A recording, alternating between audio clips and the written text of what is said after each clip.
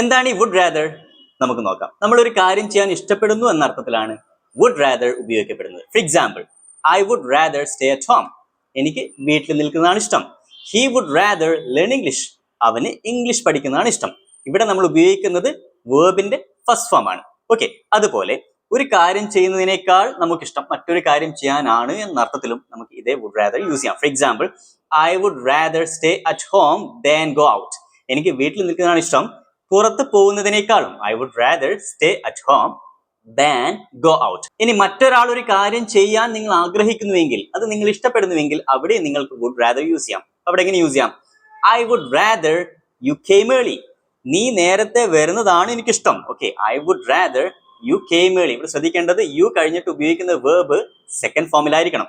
I would rather you came early. അതുപോലെ I would rather you spoke English. നീ English സംസാരിക്കുന്നതാണ് എനിക്കിഷ്ടം. I would rather you spoke English. Hope you understand. English സംസാരിക്കാൻ പഠിക്കണമെന്നുണ്ടെങ്കിൽ അത് സംസാരിച്ചുകൊണ്ട് തന്നെ പഠിക്കണം. യെസ് പ്രൊവൈഡ് ചെയ്യുന്ന ഓൺലൈൻ ആൻഡ് ഓഫ്ലൈൻ ക്ലാസ്സുകൾ അവൈലബിൾ ആണ്. Please contact us for more details.